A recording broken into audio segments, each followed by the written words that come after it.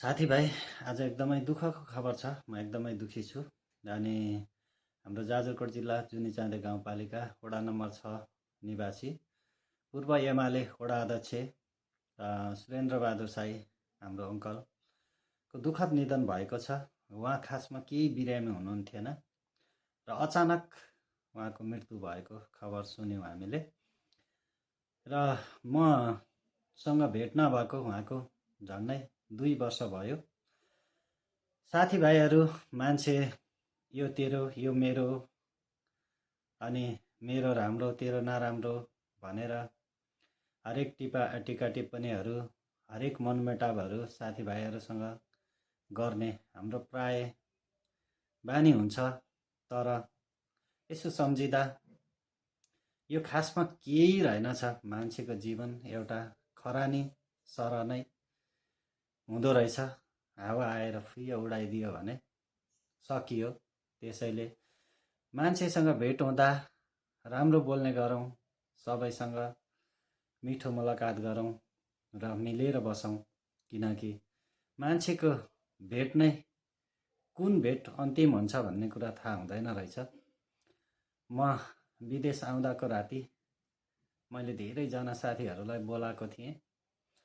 कताबाट अङ्कल पनि ट्याक्क त्यहीँ आइपुग्नु भयो।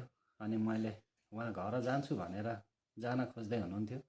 मैले धेरै कर गरेँ, अङ्कल बस्नुपर्छ, आज म भोलि बिहान म पनि विदेश जाँदैछु भनेर।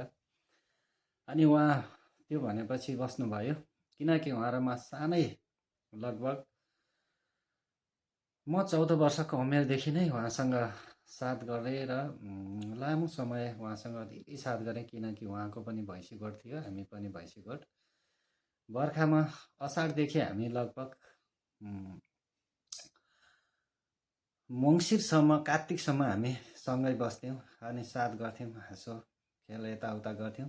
लामो समय साथ गरेको कारणले होला सायद म उहाँलाई आफ्नो बुवा सरह मान्थेँ, तर उहाँले मलाई पनि आफ्नो छोरा सरह नै मान्नुहुन्थ्यो। तर उहाँको मृत्युको खबरले म एकदमै भावुक भएँ र एउटा सानो उहाँको निम्ति हार्दिक श्रद्धाञ्जली स्वरूप एउटा सानो भिडियो बनाउन मन लाग्यो।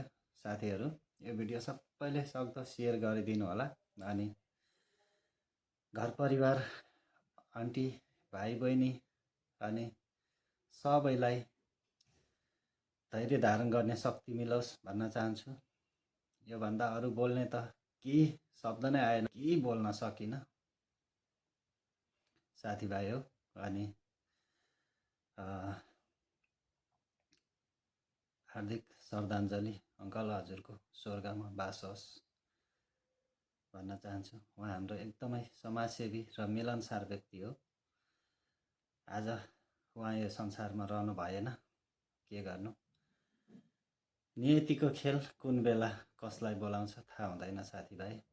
त्यसैले जहाँ हुनुहुन्छ, जस्तो हुनुहुन्छ, सबैसँग मिलनसार भएर रहनुहोस्। कुन बेला कोसँग अन्तिम भेट हुन्छ कसैलाई थाहा हुँदैन है साथीभाइ।